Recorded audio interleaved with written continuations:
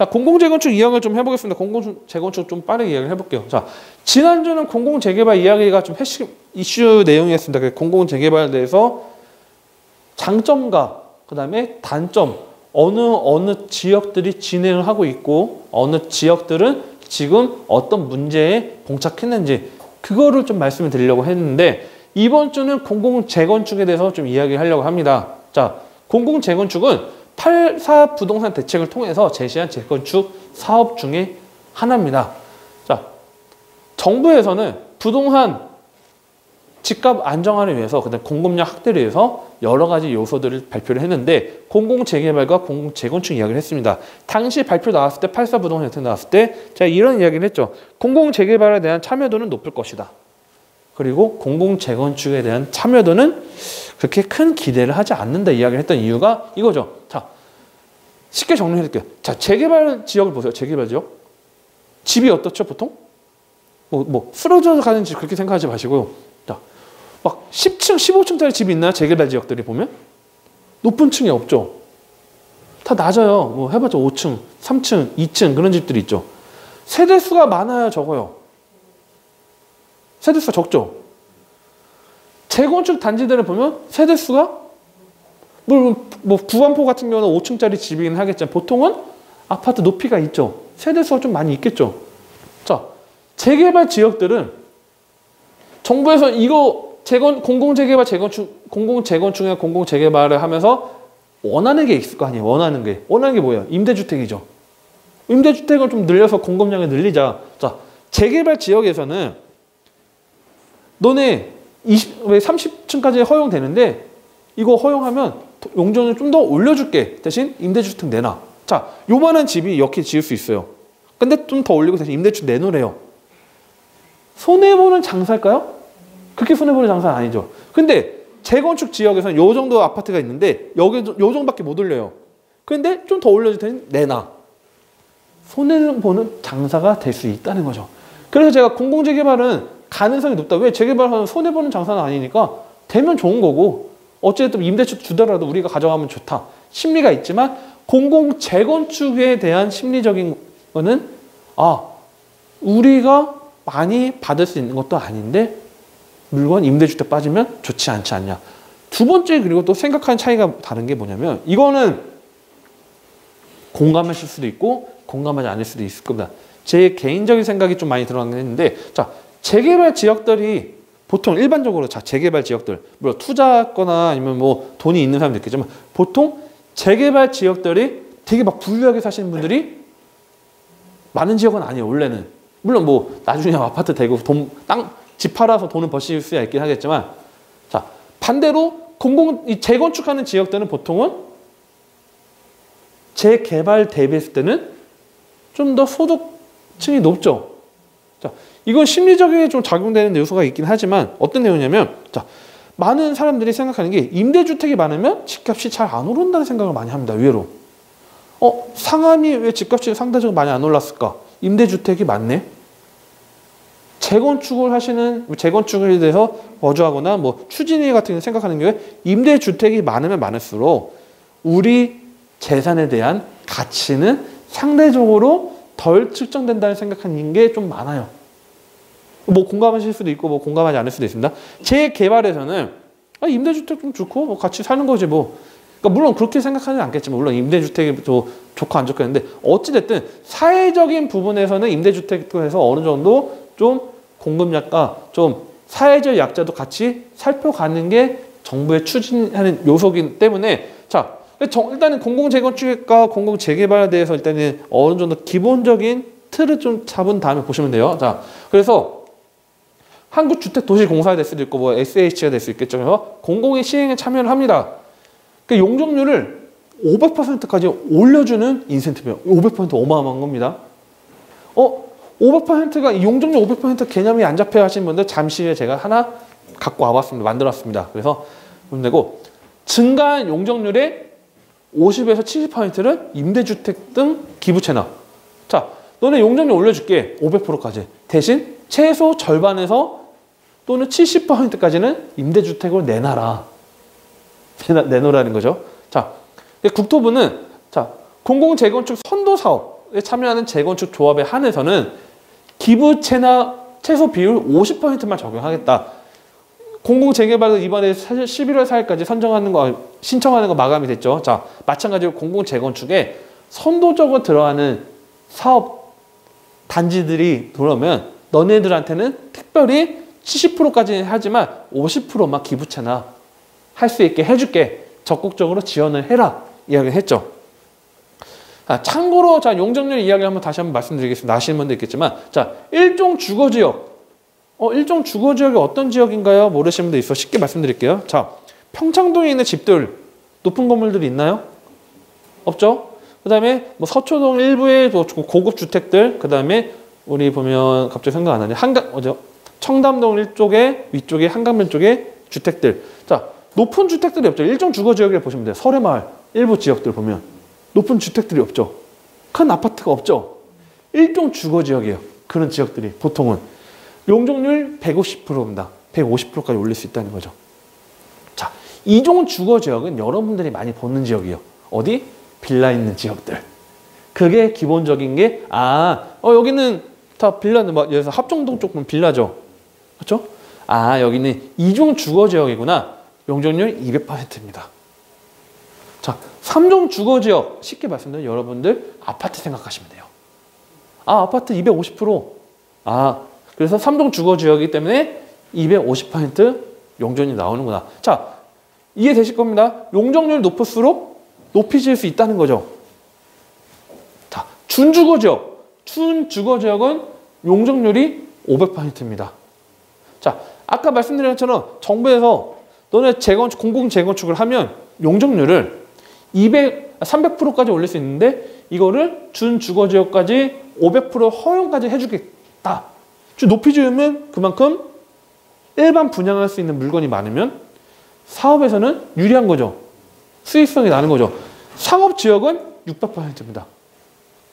물론 뭐 더 높아요. 800%뭐 나오고 그러는데 기본적인 틀은 이렇게 보시면 돼요. 용적률은.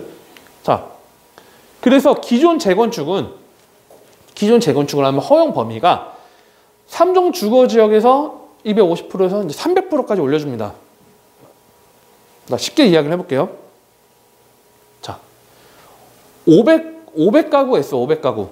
250% 해가지고 500가구가 들어왔습니다. 자, 500가구가 300% 올리면 몇 가구가 되냐면 50% 더 올랐으니까 600가구가 되겠죠. 자, 너네 재건축하면 500가구는 조합원이 얼마 사는지 모르는 조합원이 가져가고 나머지 부분에 대해서는 일반 분양. 자, 여기서 좀 더 쉽게 설명을 드릴게요. 모르시는 분들을 위해서. 자, 조합이 400가구가 있어요. 근데 새로 지어서 500가구가 됐습니다. 그러면 일반 분양분은 100가구가 되겠죠. 자, 그러면 일반 분양분 100가구에서 그 수익이 나올 거 아니에요. 그거를 갖고선 기존의 공사비나 사업 비용을 내겠죠. 그리고 부족한 돈을 내야겠죠. 누가 내죠? 조합이 내죠. 그게 추가 분담금을 내야 되는 거죠. 반대로 자 500가구 있는데 조합은 100가구밖에 없었어요. 지어서 500가구 됐어요. 400가구는 일반 분양이에요. 돈이 남아도네? 그렇죠? 정부에서 대신 너네 이거 어떻게 보면 땅 갖고 장사한 거니까 이익에 대해서 어느 정도는 내놔야 돼. 그게 초과이익 환수제죠. 초과이익에 대해서 너네 내놔. 일반 분양분 됐는데 초과이익 환수제에 적용을 시켜버리는 거죠. 이해되시죠? 재개발에서는 초과이익 환수제가 현재 없죠. 재건축에는 초과이익 환수제가 있죠. 이해되실 거예요. 이제 그래서 조합이 수가 적을수록 당연히 일반 분양분이 왜? 용적률에 한계가 있죠. 그렇기 때문에 예를 들어서 아까 구반포 5층짜리 집이 있어요. 그 다음에 방배 3호가 있어요. 방배 3호 좀 높아요. 자, 나중에 똑같은 용적을 받으면 어디가 더 이익이 높죠? 9반포도 높은 거죠. 왜? 5층밖에 안 되니까 사람 사는 사람이 적잖아요. 상대적 3호보다는. 그래서 이 용적률이 있는 거고 1개 신도시들이 보면 용적률 거의 다 썼죠. 그래서 1개 신도시들이 무슨 사업을 하죠? 강남에 오르면 리모델링 사업을 들어가는 거예요. 수평으로 해서 넓혀서 거기서 일반 부분에 대해서는 이익을 가져가자. 하는 거죠. 자, 그래서 300%를 올려서 50%에 대해서는 일반 분양 50% 중에서 25%는 절반은 일반 분양을 50가구는 일반 분양을 하고 나머지 2분의 1은 기부 체납을 해야 돼요. 기준 재건축이죠. 그래서 50%에 대해서는 임대주택을 빼겠다는 거죠.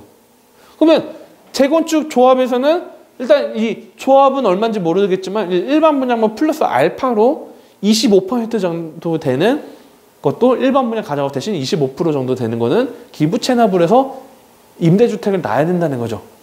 자, 여기까지 쉽습니다. 자, 공공참여형 고밀 재건축이라고 써져 있죠. 자, 용적률 250에서 500%를 올려줘요.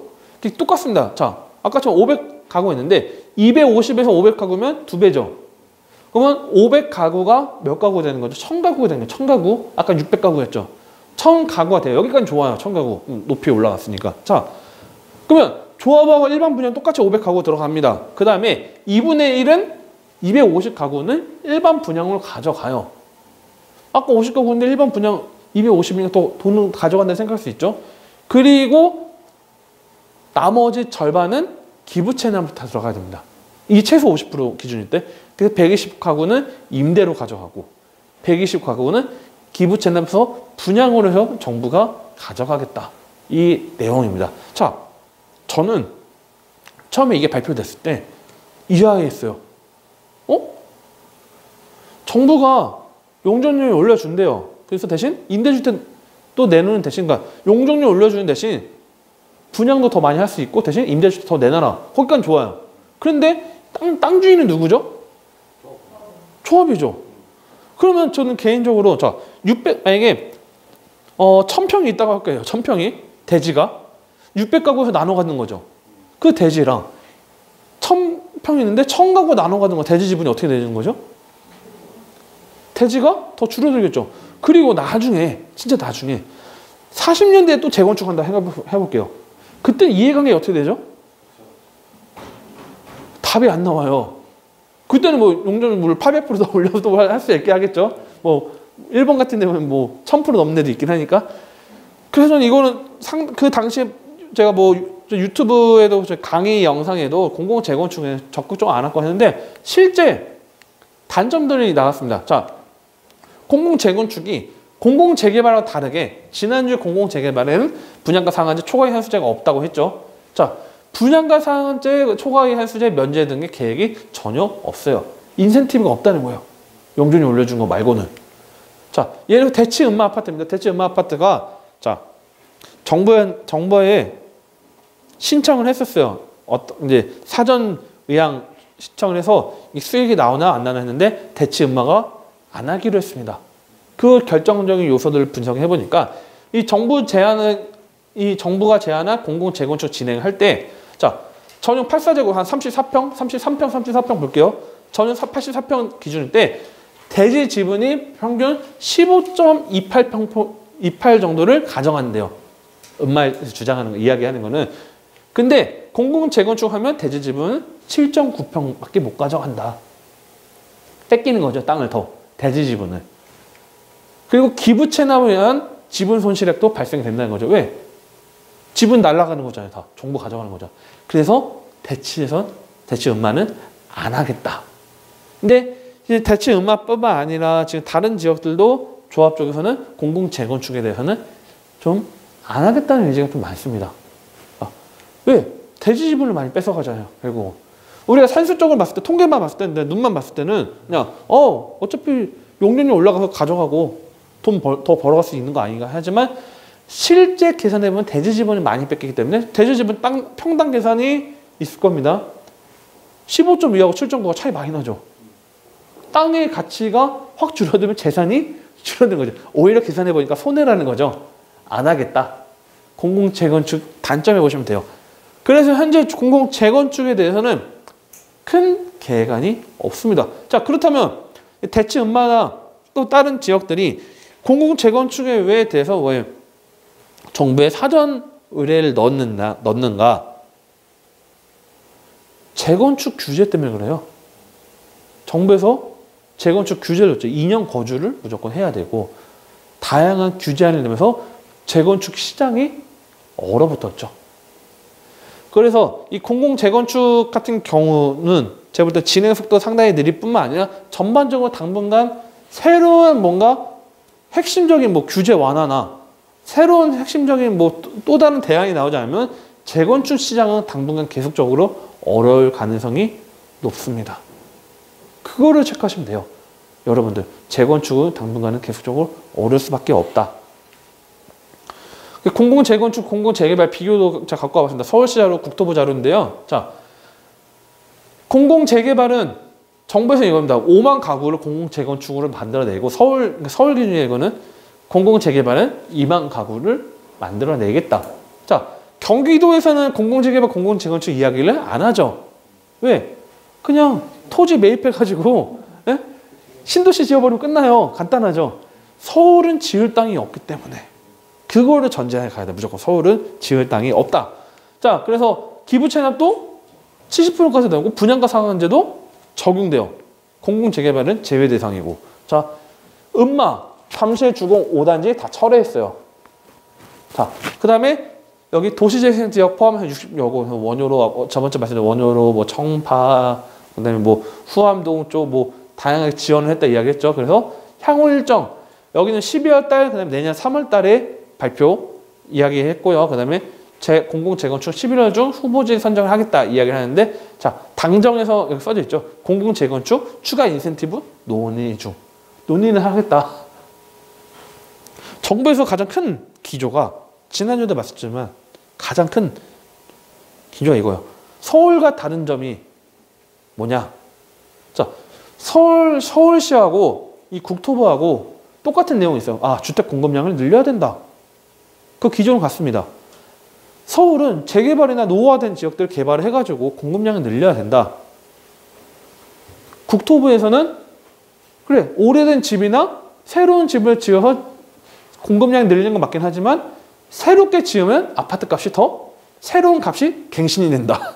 그러면 나머지 아파트 값들도 가격이 또 오른다. 그게 가장 불안해합니다. 정부에서는. 자, 아크로 리버파크 가격이 높지만 향후에 반포 레미안 원밸리 그다음에 뒤에 뭐 반포주공도 아파트 들어오면 당연히 기존 아파트 가격이 더 비싸겠죠. 그렇죠? 그러면 나머지 아파트들도 따라간다는 거야. 그 가격은. 특정 단지, 그러니까 랜드마크 아파트라고 하죠. 랜드마크 아파트 단지 가격을 따라간다는 거죠. 그게 국토부는 싫다는 거예요. 집값이 안정화되지 되지 않는다. 서울시에서는 오래되고 노후화된 지역들은 개발을 해야 되지 않냐. 왜? 서울시 안에서는 깨끗한 좀 주택 공급을 확대시키는 게 좋긴 하니까 그게 좀 차이점이에요. 정부하고는. 그게 약간 의견 마찰이 있죠.